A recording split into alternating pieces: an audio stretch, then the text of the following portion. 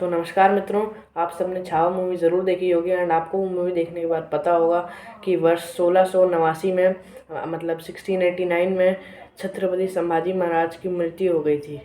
लेकिन आपके मन में थिएटर से बाहर आके ये सवाल एक बार ज़रूर उठा होगा कि शेर और छावा के बाद क्या मराठा साम्राज्य ख़त्म हो गया? अगर नहीं तो उसे किसने संभाला?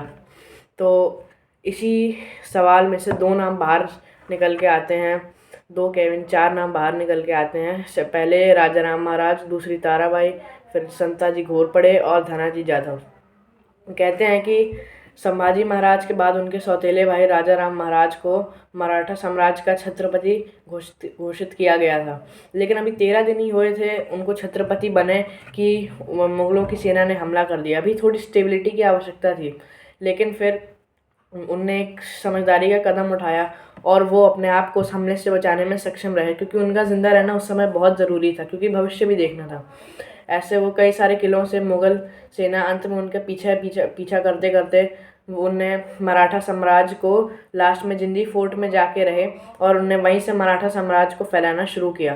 कहते हैं कि वहाँ तक मुग़ल सेना पहुँच नहीं पाई थी और फिर जब मराठा साम्राज्य के कहते हैं कि फिर से जब वापस फिर से अच्छे से स्टेबल हुआ, उसके बाद मुग़ल सेना को पराजित करने के लिए उस प्रतिशोध की आग में हर मराठा बहुत गुस्से में था।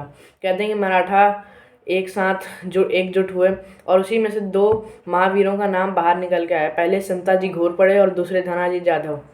कहते हैं कि औरंगज़ेब को लगा कि अब शेर और छावा तो चले गए, तो अब मराठा साम्राज्य को ख़त्म करके पूरे हिंदुस्तान का बादशाह बनने का रास्ता उसके लिए बहुत साफ है।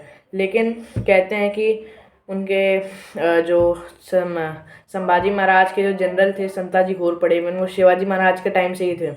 उनने गुरिल्ला वॉर नीति का फ़ायदा उठाया और मुग़ल सेना की सप्लाई चेन काटना शुरू की। उनकी स्ट्रैटेजी ये थी कि मुग़ल सेना से सीधा जाके नहीं लड़ेंगे, उनकी जो सप्लाई चेन है जिससे खाना पानी वो सब पहुंचता है उसी को बीच में से काटेंगे।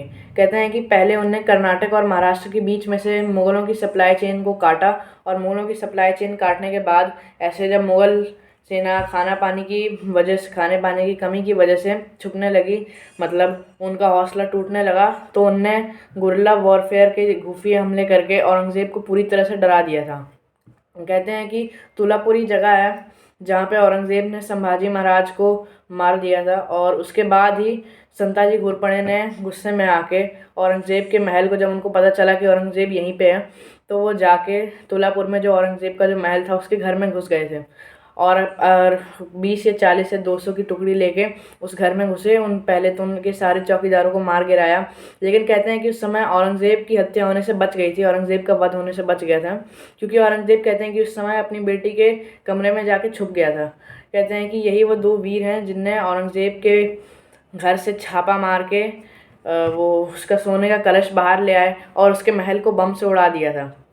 कहते हैं कि संताजी घोरपड़े ने मुग़ल सेना को गुरिल्ला वॉरफेयर यूज़ करके, जब मुग़ल सेना छोटे छोटे टुकड़ों में अलग अलग जगह बट गई थी क्योंकि उनकी सप्लाई चेन कट चुकी थी, तो उनने क्या कहते हैं कि उसको ऐसे खुफिया हमले करना शुरू किए और उनके सरप्राइज़ अटैक से मुग़ल सेना इतनी डर चुकी थी कि अब उनको लगा कि अब ये नहीं हो पाएगा। तो औरंगज़ेब के जनरल्स ने खुद ही औरंगज़ेब से कहना शुरू कर दिया कि अब यहाँ से वापस दिल्ली चलते हैं, लेकिन औरंगज़ेब मानने वाला नहीं था। औरंगज़ेब ने काफ़ी सारे हमले किए, लेकिन हमेशा वो असमर्थ रहा। कहते हैं कि बाद में जिंजी फोर्ट उनने ले लिया था, लेकिन वो जीत उनकी किसी काम की नहीं थी, क्योंकि उनकी सेना अंदर से खोखली हो चुकी थी और मराठे सैनिक अभी भी उन पर हमला किए जा रहे थे। कहते हैं कि जब भी कोई हमला होता तो संताजी घोरपड़े अपने शरीर को ढाल बना लेते और उस हमले से अपने स्वराज्य को बचाने में सक्षम रहते। कहते हैं कि जब संताजी घोरपड़े ने औरंगज़ेब की सेना को अंदर से खोखली कर दिया, तब इन दोनों ने मिल के, धनाजी जाधव और संताजी घोरपड़े ने मिल के औरंगज़ेब की सेना को बीच बीच से मारना शुरू कर दिया। जब इनकी सप्लाई चेन पूरी तरह से कट गई थी, तब फाइनली 1800 में राजा राम महाराज की मृत्यु हो गई।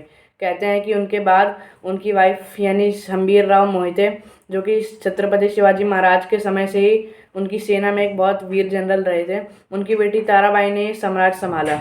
औरंगज़ेब को जब पता चला कि अब ये साम्राज्य, पूरा मराठा साम्राज्य एक औरत के हाथ में गया है, तो मतलब उसका मन और बढ़ गया। उसको लगा कि अब मेरे लिए यहाँ जीतना आसान होगा, लेकिन ताराबाई ने उनको ऐसा नचाया और साथ ही साथ संताजी घोरपड़े और धनाजी जाधव ने मिलकर औरंगज़ेब की हर कोशिश को नाकाम किया।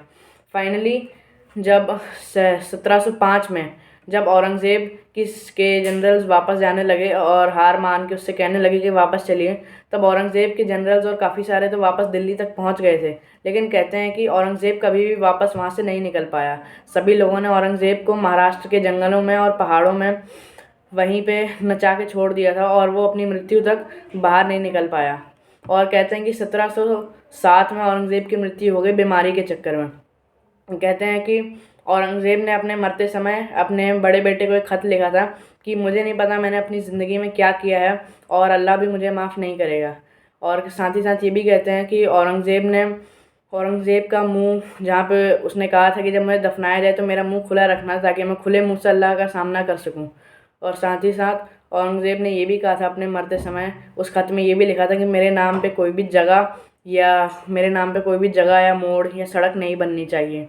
हालांकि उसने कहा था कि एक छोटा सा चबूतरा बन सकता है। तो गाइज़, अगर आपको मेरी वीडियो इन्फॉर्मेटिव लगी हो तो मेरी वीडियो को लाइक, चैनल को सब्सक्राइब और साथ ही साथ बेल आइकन को भी दबा दीजिएगा, ताकि ऐसी कोई नई नई इन्फॉर्मेटिव वीडियोस जब मैं लाऊं तो आप तक जल्द पहुंचे। और साथ ही साथ मुझे कमेंट करके ये भी बताइएगा कि मैं अपनी नई वीडियो में किस टॉपिक पे बात करूं। धन्यवाद।